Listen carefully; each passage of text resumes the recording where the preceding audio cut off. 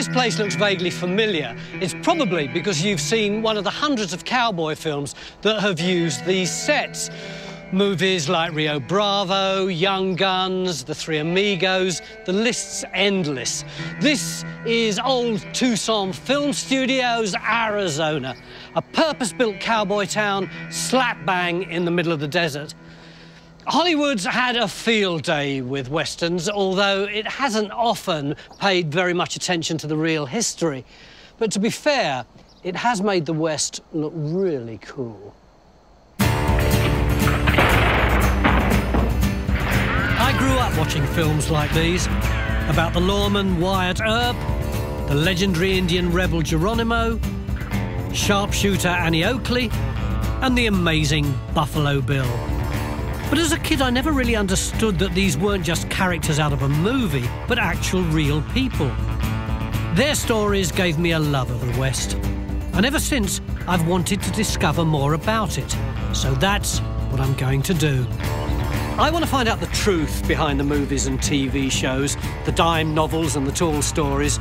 And to do that, I'm going back to the original sources. I'm going to raid an archive of lost images, real 3D photographs of cowboys and outlaws. These images, most of which have never been seen on television before, bring the real West back to life. But what kind of place was it? Who were the real heroes and villains? In those days, cowboy was a bad word. Was the West really full of outlaws drunk on rot gut whiskey? The favorite drink of the cowboys was a gin fizz toddy. And who got cut out of Hollywood's version of the West? There are only two categories of people in the West. There are whites and there are Indians. That's it. These were larger-than-life characters who rewrote their own history. They were the first people to cash in on their celebrity, and in doing so, they each helped build a bigger legend, that of the Wild West itself.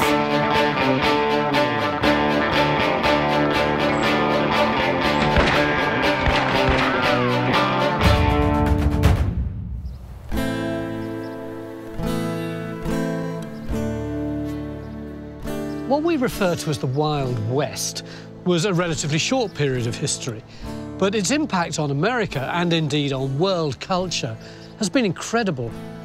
This was the time of the cowboys and the outlaws, folk heroes who became legends. But how did that happen?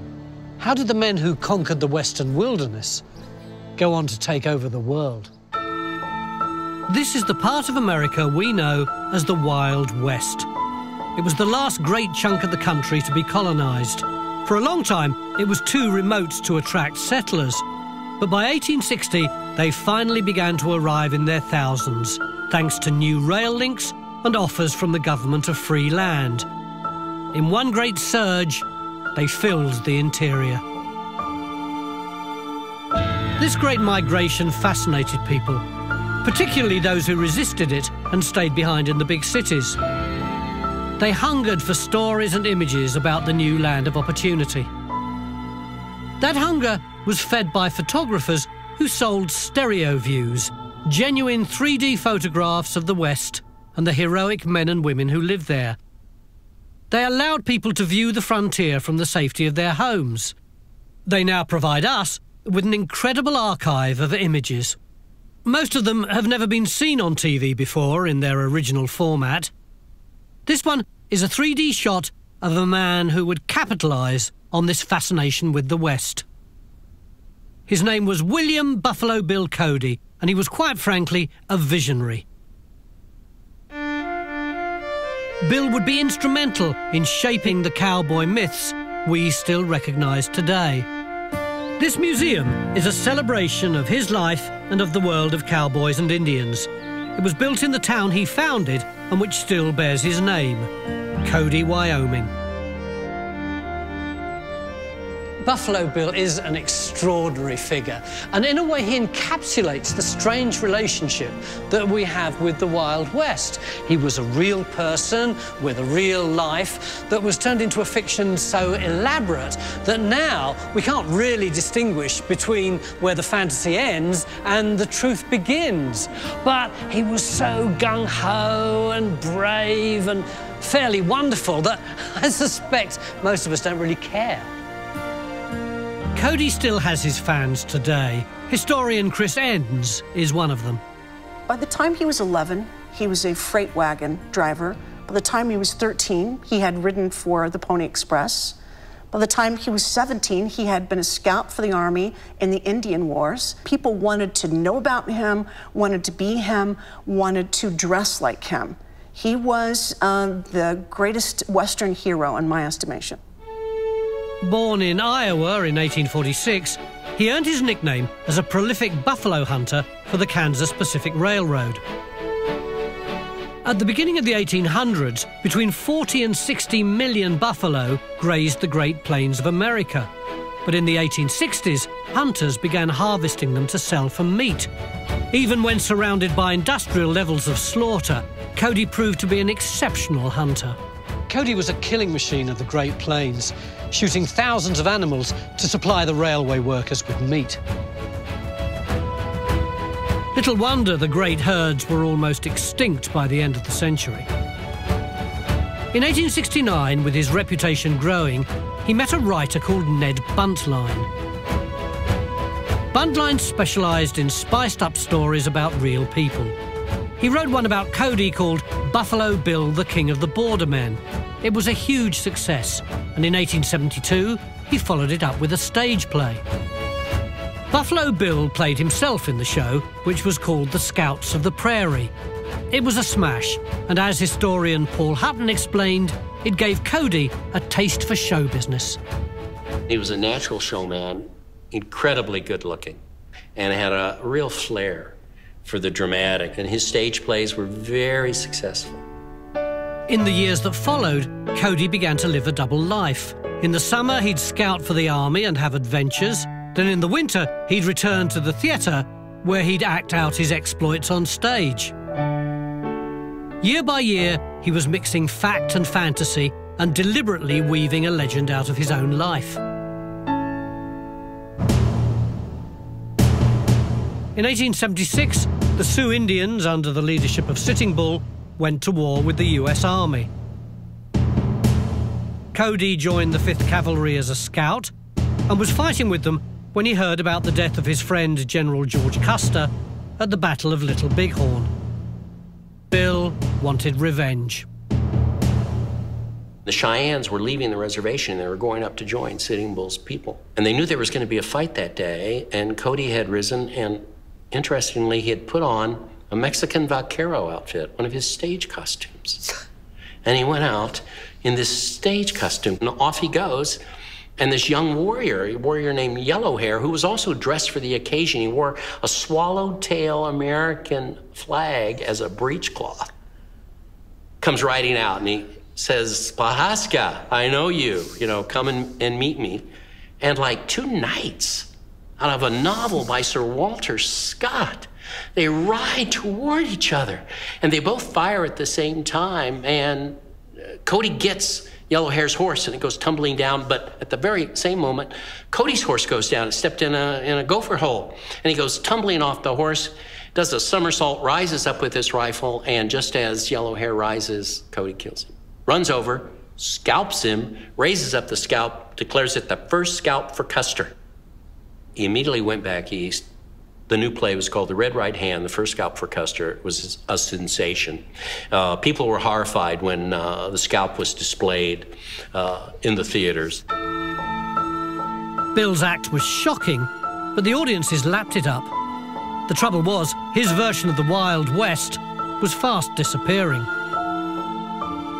Railroads were crossing the Great Plains, and there were fewer and fewer places left where the freedom Bill was selling actually existed. One of them was Arizona. In 1877, a prospector named Ed Schiffelin had gone there with an army patrol group. He'd used them as protection, before heading into the desert to look for silver. When the soldiers heard that Ed was heading off into the Apache-filled hills to seek his fortune, they said all he'd find was a tombstone, but they were wrong. He hit one of the biggest discoveries of silver in the West. As a joke, he called the claim Tombstone. The town that grew up around the strike took the same name. These are 3D photos of old Tombstone, a place which legend has it was too tough to die. But did it deserve its outlaw reputation? I asked writer and Western historian Bob Bowes-Bell. Well, Tombstone is an interesting case because we have this idea of it was this frontier town, and people drank rot gut, and they didn't know any news unless somebody brought in a letter that came 5 weeks ago and stuff. But actually, Tombstone was very sophisticated. I looked up the newspaper for an ad. Kelly's Wine Room, 26 imported wines from Europe, their own microbrewery, imported beer from Colorado called Coors. The favorite drink of the cowboys was a gin fizz toddy, and they had 5 billiard tables and a bowling alley. Now, isn't that incredible? It makes you wonder if they even heard of rot gut. Kelly's Wine Rooms wasn't the only establishment offering a little entertainment to Tombstone's residents. This is Tombstone's wonderful but infamous birdcage theatre. Now, you might think that those boxes up there are for people to see the show, but they're not. That is where the prostitutes worked. And if they got a bit of business, they just pull the curtains across. But there was another bit of business too, a great piece of entertainment that went on below the stage. In there, the West's longest ever running card game took place. It cost $1,000 to buy your way in. There was a 3-day waiting list. You could play for as long as you like and then just go. And it lasted 8 years, 5 months and 3 days. And one frequent visitor to it was Doc Holliday. Holliday was someone who did live up to the Hellraiser tag. He was an alcoholic dentist and a gambler who was quick with his temper and gun. He'd play a pivotal role in the legendary showdown which would immortalise Tombstone, the gunfight at the OK Corral. Quiet Earth, brave, courageous and bold. This is the TV show that I was obsessed with above all others when I was a kid. The life and legend of Wyatt Earp. It was based on the real-life marshal who has gone down in history for his part in the gunfight at the OK Corral. I always thought that Wyatt was the original cowboy hero and a paragon of virtue. That might not have been the case. Wyatt Earp is well known. He's well known in the Kansas cattle towns as a lawman. He's well known in the boom towns of the West, the mining camps, as a sporting man, as it was called, always running horse races, running poker games, running faro tables. Earp also worked as a bouncer and quite possibly as a pimp. He was once charged with living in a brothel and with assaulting a prostitute. He came to Tombstone because his brother Virgil was already working there as a deputy marshal, and Virgil had a problem with a gang of cattle rustlers known as the Cowboys. In those days, cowboy was a bad word, and in the Eastern press there was the cowboy element in Arizona. They were running down into Mexico, rustling cattle and selling it to the mines in Tombstone and to the merchants up in Tucson. And the Earps were trying to put an end to that, because the Earps represented Republican law and order. They'd come to Tombstone and they were going to clean the place up. The Cowboys, dressed flamboyantly and colorfully, of course, and wild and carefree characters who are mostly from the South, are living the free life. And the Earps dressed all in black in city clothing. Of course, in the television, he's always dressed in black. I'd never realised what a signifier that was as a northerner. It means everything. He's wearing city clothes. He's a city guy. Earp represents progress. He represents the Republican ascendancy, and the Cowboys are all Democrats, and they represent the rural South and the bucolic West against the industrial East. So New America would clash with the old, in the desert of Arizona and the dusty streets of Tombstone. For over a year, the Earps had been feuding with the cowboy gang, in particular two families, the McClowrys and the Clantons, both ranchers who dealt in stolen cattle. On the 26th of October 1881, Ike Clanton came to town, armed and drunk and making threats about the Earps. He was joined by his brother Billy and Tom and Frank McClowry. Together, they gathered near the town's OK Corral. Now, in the movies, the Earps march heroically down the deserted streets to face their enemies. But is that how it really happened? Not according to Bob Bowes Bell. This is Hafford's Corner, and this is where the Earps were standing with Doc Holliday, and they were waiting, and people were running back and forth, and it really was more like a schoolyard fight. Okay, there was probably 200 people here, half the town, because they knew there was going to be a fight that was going to come off. But that's not at all like you see it in the movies. In the films, these streets are completely empty except for these incredibly sexy gunslingers.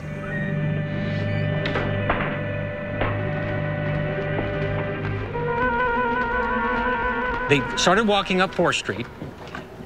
Wyatt and Virgil in the front. Doc and Morgan are in the back. Now, Morgan says, what are we going to do if they're on horseback? Because they didn't know how many people they were going to meet down there. There could be 100 cowboys down there. They've been hearing the rumors from everybody coming back and forth. And Wyatt Earp just looks over his shoulder and says, we'll shoot the horses. So these are some guys with some sand, you know what I'm saying? Yeah. And so they're walking along here. And the people up ahead are running back and forth. There's people running on the other side of the street. There's people behind them. And when they get up here to the post office, they make a left out into the middle of the street. Where are they going to? So they go into the middle of Fremont Street, and that's when they spread out four guys walking abreast. And that's the classic legendary image that we have of the Earps, because they're ready to roll. Now, when they get down a little bit further, now this is where Doc Holliday sees that they're in his side yard. He's rooming at Fly's boarding house, and they're waiting for him. It'd be like if you came home from work and there were some gangsters in your side yard, you wouldn't like that. Well, and this is where Virgil made the big mistake, because the biggest mistake he made of his career is never take a drunk dentist to make an arrest, okay? There, Doc, you took this. Don't look too steady this morning. Buckshot is able to hit more. I'm steadier than any of you. I had whiskey for breakfast. This is how you get into the OK Corral? This is the OK Corral. The fight is about to come off down here. They turned left right here, and they walked into an 18-foot wide space right here.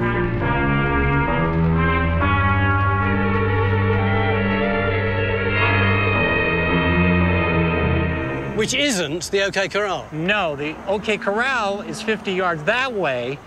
The fight actually happened here in a side lot next to Fly's boarding house, but that is not going to fit on the movie marquee, is it? It should be called Gunfight Next to the OK Corral. Or behind the OK Corral. So it's at this point, okay, that Virgil walks right up to the cowboys, and he says, You men are under arrest. Drop your hands. and all of a sudden somebody hears 2 clicks. Why, you... hold it! And he says, hold on, I didn't mean that. And what I believe the 2 clicks were is Doc Holliday pulled out that smoke wagon and made the 2 clicks on there, and the cowboys went, oh crap. And everybody agrees that they went for their gun. There's only 2 of them who were armed, but went for a gun. Now, Wyatt Earp, somewhere in here, says, you sons of bitches have been looking for a fight, and now you can have it. And Doc Holliday lunges with that shotgun, and he fires at Tom McClowry, who was trying to get his rifle off of his horse. He shot under the right arm, okay, with a shotgun. So did he just fall over? He started running. You know, like if you shoot a deer, sometimes they'll run a mile. Yeah. Well, humans are the same way. It's not like in the movies where you go, oh, you got me, and they go, oh, yeah, I have to say goodbye to my mother. No, he started running, and he ran all the way down to that corner and collapsed. And then the fight becomes general. 30 shots in 30 seconds.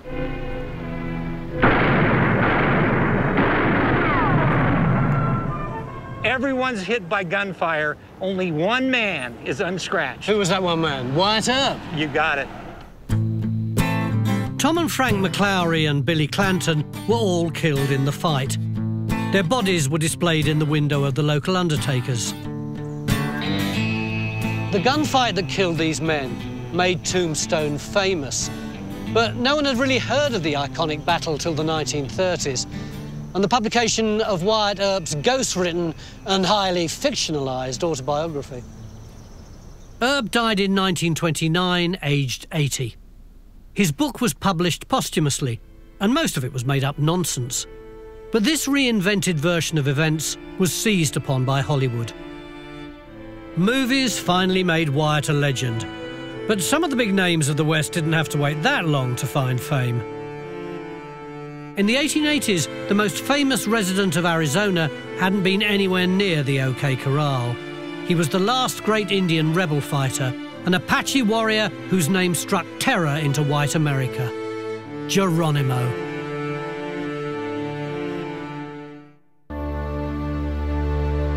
This is Geronimo, arguably the most feared Indian in Western history. He and his Apache warriors were one of the last tribal groups to surrender to the American government. In the cowboy movies I loved as a kid, the Apache were the ultimate bad guys, and Geronimo the Army's great nemesis. It seems that for once, the movies got something right. How do the Apache Wars fit into the conquest of the West? Well, the Apache Wars are the last real battle, and as one of the Army officers says, we are engaged with some of the most intelligent natives on the continent. And he was right. They were vicious, they were mean. Now today it's politically incorrect to say these things about them, but we didn't name an attack helicopter after their beadwork. You know what I'm saying? These dudes were bad. The Apache had once roamed across Arizona and New Mexico, but by 1873 had been forced onto reservations by the American government. Some of their warriors refused to submit to this and escaped south across the border into Mexico. Geronimo was one of them. Although to us, Geronimo is the epitome of a savage brave slaughtering the white settlers, he was actually more of a scourge to the Mexicans than the American people, and with good reason. Mexican soldiers raided his camp when he and his braves were away trading. In the ensuing massacre, his wife, his mother and his children were all killed. After that, he pursued and murdered Mexicans in a relentless campaign of revenge attacks. Some estimates of the number of his victims runs to 400 or 500 people. Geronimo's raiders tortured and killed Americans too. Settlers in Arizona lived in constant fear of his braves. In his day, he was basically Osama bin Laden. He was a terrorist. He would be seen as that. And over the course of years, he's turned into a freedom fighter, which is an incredible evolution for a character. Geronimo and his band were hunted for 28 years, and their pursuit tied up thousands of Mexican and American soldiers. But Geronimo couldn't run forever. In 1886, caught between the American and Mexican armies, Geronimo, along with his followers, faced a stark choice: surrender or die. On September the 3rd, he brought his band in from the desert. Technically a prisoner of war, Geronimo was sent to a reservation in Oklahoma, far from his Apache homeland. Nonetheless, he was allowed to travel to state fairs and expositions, where the audience clamoured to see the man they'd once feared. He ended up on the circuit selling his autograph. He died with $10,000 in the bank. Think about that. Geronimo was a prisoner of war at Fort Sill, Oklahoma, and he had $10,000 in the bank. And there's a story that he went to Teddy Roosevelt's inaugural parade. They wanted him to come. So the Army said, we want you to come. And he said, well, you got to pay for my horse. And they said, well, what's that going to cost? And he says, I'd need at least $150 for you to get my horse there. They said, okay. So they sent him the check. He went down, put that in the bank. And then he went and got on the train, and he had a briefcase. He'd say, I'm Geronimo, I'm Geronimo. And they'd sell the pictures for $0.25. And then he would sell the buttons off his coat, sell his hat, and he'd get on the train, and he'd open up the briefcase, and he'd pull out a sewing kit, and he'd sew new buttons on his coat. And he got to Washington, and they said, well, where's your horse? And he said, yeah, you'll get me another one. And so they had to get him another horse. That guy was a businessman. Geronimo's surrender brought to a close 4 centuries of Indian warfare against European invaders. When a man who'd once been the terror of white settlers became a tourist attraction, it was clear the Wild West was at an end. However, the man who had made a fortune mythologizing the West was about to make it bigger than ever. By the 1880s, Buffalo Bill Cody had become a full-time entertainer. A stage actor for over a decade, he was about to burst free of the theater. He decided that he would do a combination rodeo, stage show, historical pageant that became the Wild West. In 1883, Cody assembled a band of real cowboys, Indians, and frontiersmen. They toured outdoor arenas, giving sharpshooting displays with live ammunition and showcasing their horse riding skills. More importantly, they reenacted historical events, including battles between American troops and the Cheyenne. Cody called this experience Buffalo Bill's Wild West. He helped shape the West, and then he wanted to let people know about the creation of the West, people who were losing sight of that. Looking at Cody's cast now, it seems very progressive. The show featured riders from all over the world and around 80 female performers.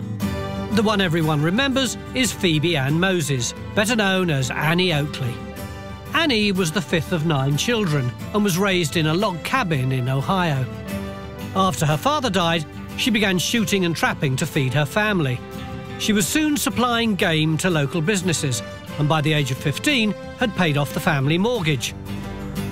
Her guns are one of the star exhibits at the Cody Firearms Museum, where I met curator Ashley Levinsky. So, Ashley. Yes. One of these rifles belonged to Annie Oakley. Yes, can you guess which one? Well, I would say that one, but I don't know if I'm right. Yes, you are correct.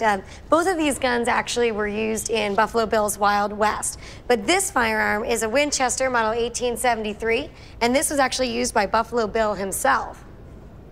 What's unique about both of these firearms is that it's smoothbore. This is a rifle, but they converted it so that it would fire shot instead of the standard projectile. Why did they do that? It was more of a safety measure for the arenas that they were in. The shot doesn't spray as far, and so it was just to keep the audience safe. And plus, you know, when they're doing their feats, a lot of times shot is just a better way to do it. So this one's Annie Oakley's? This one is Annie Oakley's. And this is a different model. This is a Winchester model 1892. What's so charming about this is it really feels like it's been feminized. It's so much lighter. It's prettier, isn't it? Well, yes, it is. It's got a nice engraving on it, and so it's a much prettier gun. But I want to say that Annie Oakley could fire a 73 like no one else as well. Why have you given us some Christmas decorations? Well, the Christmas decorations are actually glass balls, and this is what they were shooting at, believe it or not. Wow. So Annie Oakley was shooting at one of those? Yes. On a horse? Or a bicycle. A bike. So she really was that good a shot? She was a fantastic shot, although I have to say I probably wouldn't want the job of cleaning up the shards of glass after that was done. But she really was just an extraordinary exhibition shooter. And she had a quote of her own that basically said that when a man did it, you know, he was a great shot, but when she did it, it was a trick. Was this Annie Oakley's? This was Annie Oakley's wig. And now it's got a couple of different stories that go around with it. The public story is that she was in a train wreck, and so she needed a wig for her hair after the complications with the accident. That's the public story, but the family story, Annie Oakley's family, claims that she was actually in a steam bath for too long, and that turned her hair gray. And the reason for that argument and the family's kind of justification of it was Annie Oakley was the picture of this demure, feminine, conservative woman, and she didn't want people to, you know, picture her naked. What do you think of her? Annie Oakley is just a fantastic representative of the shooting world and of women shooters. She could shoot like any other guys out there, and she could shoot any gun that you put in front of her. And she actually, as a kid, hunted for subsistence to support her family. And so just an amazing shot, an overall, you know, impressive and wonderful person. With star performers like Annie and a cast of gun-toting, hard-riding cowboys, Bill conquered America. His next challenge was to take the show overseas. By transporting the Wild West to Europe, Cody would turn the cowboy into an American icon. But amidst all of the pomp and showbiz, some people in the West were about to be written out of history.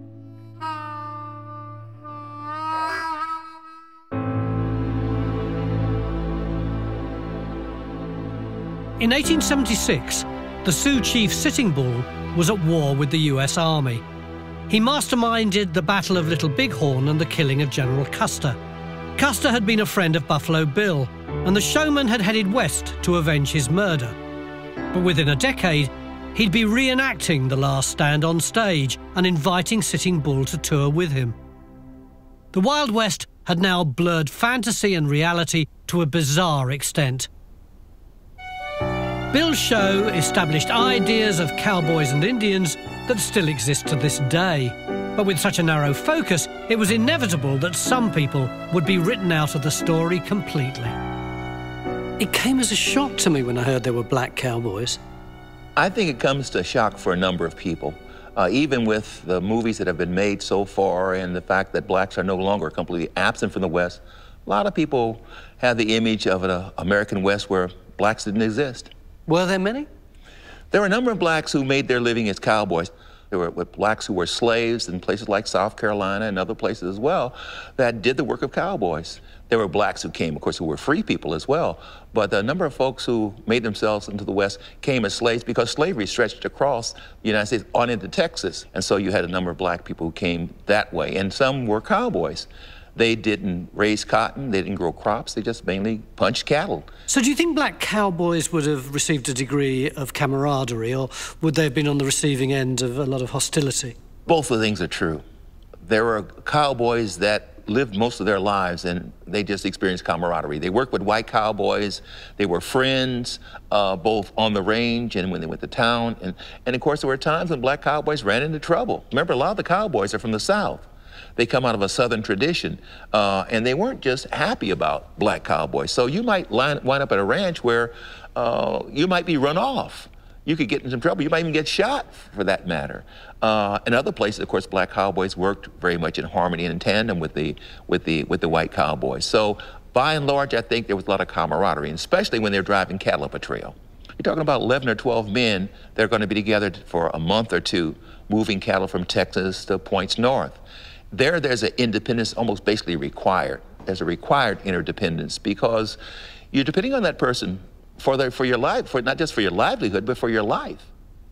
There are still some people out there who find it impossible to believe that there were black cowboys, aren't there? If the cowboy is the iconic image of America, is that an image that some people want to see as a black man, or would want to see as a Mexican, or want to see as an Indian? No. They would not. You know, there are only two categories of people in the West. There are whites and there are Indians. That's it. I think, again, the Mexican disappears, the Chinese disappears, and blacks disappear. The version of Western history that was being sold by Buffalo Bill Cody may not have told the whole story, but it was incredibly popular. So in 1887, Cody was encouraged to take his show across the Atlantic. It was a move that would turn the Wild West into a global phenomenon. This magnificent poster records a pivotal moment in the career of William Buffalo Bill Cody. It commemorates his Royal Command performance in front of Queen Victoria in 1887 at the American Exhibition.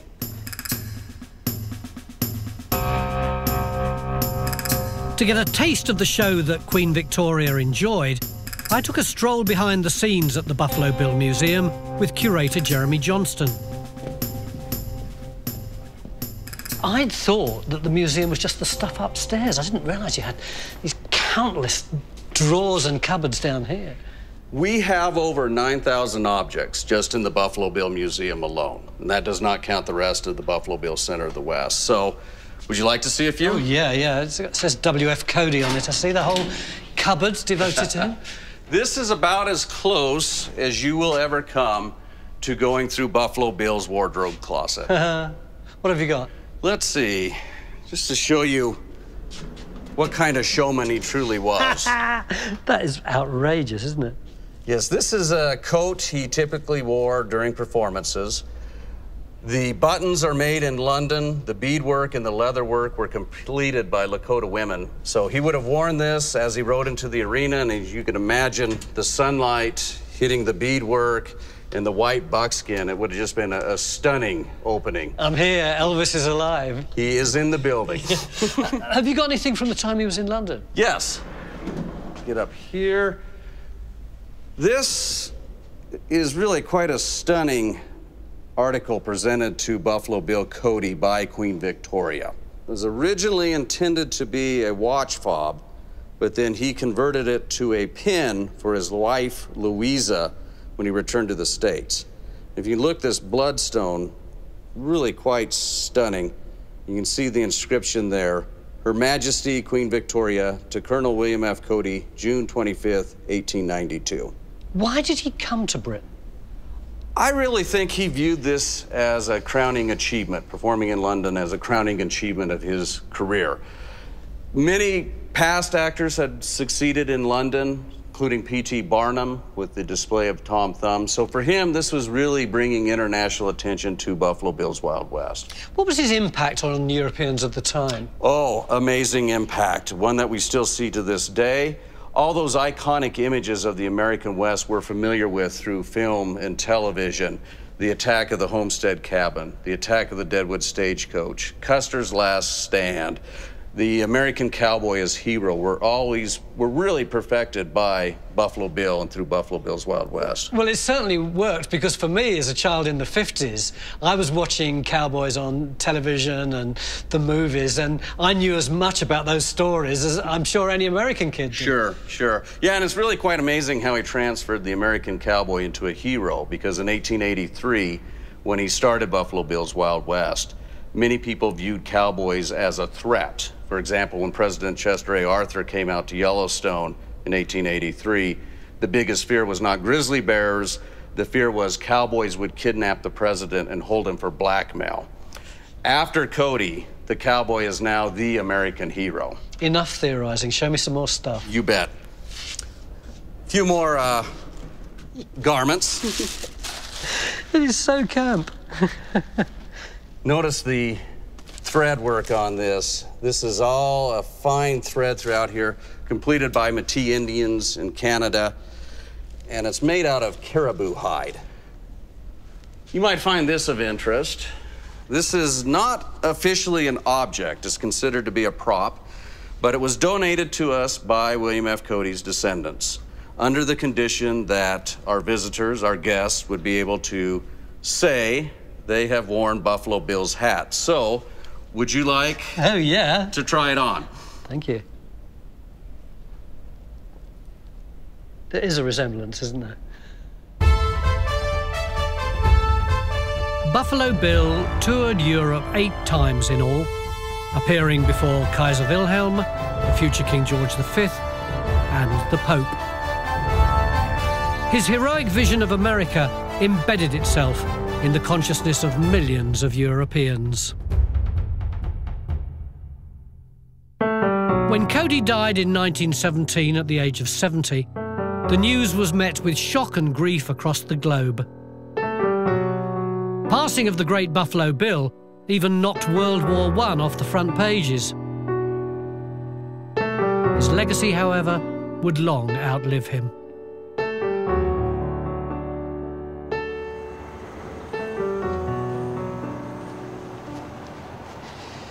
In 1903, American audiences got excited about a new kind of movie. It starred the actor Bronco Billy Anderson, and it was a smash hit.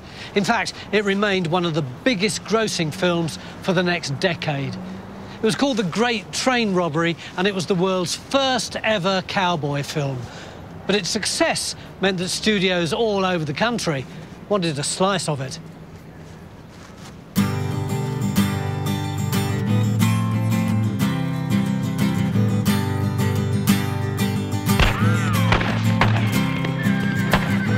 The Great Train Robbery was unlike anything audiences had seen before. It was a bold, dynamic action movie that kept viewers on the edge of their seats. Soon, rival studios were churning out hundreds of silent westerns. many featuring genuine cowboys turned actors. And all these pictures owed a debt to the original Western showman.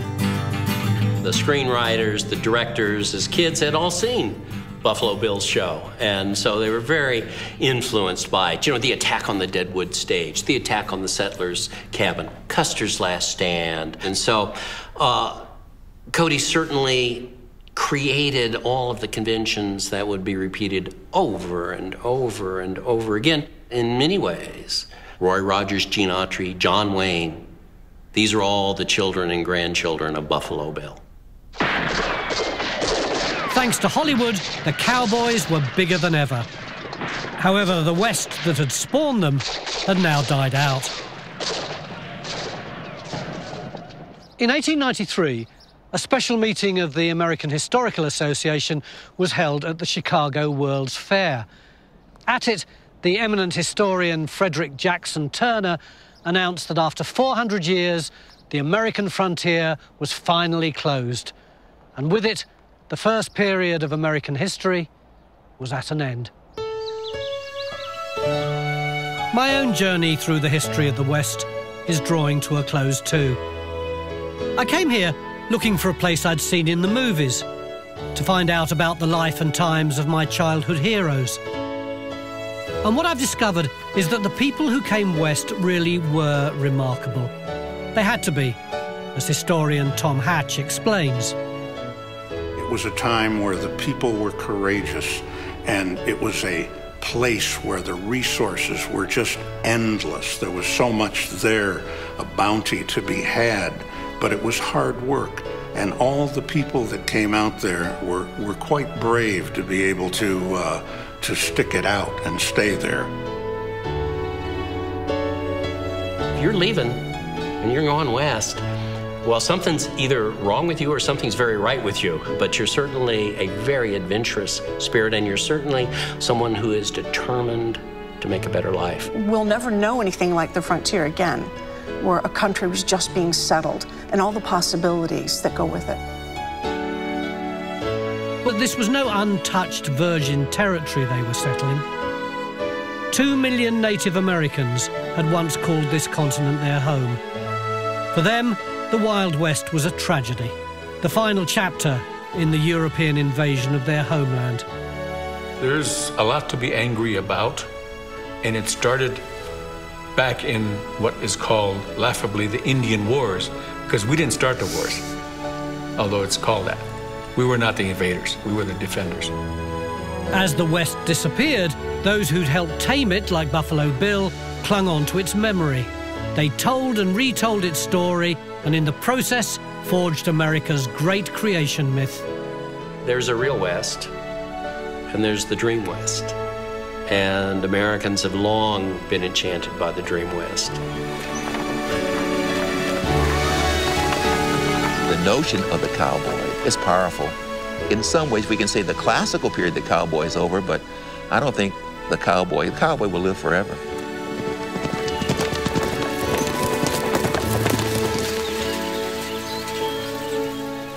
The cowboy period only lasted a couple of decades, but it's become one of the defining stories in the history of America. We're all captivated by it, aren't we? I know I am, which is why I'm going to revert to the most massive cliché and ride off into the distance.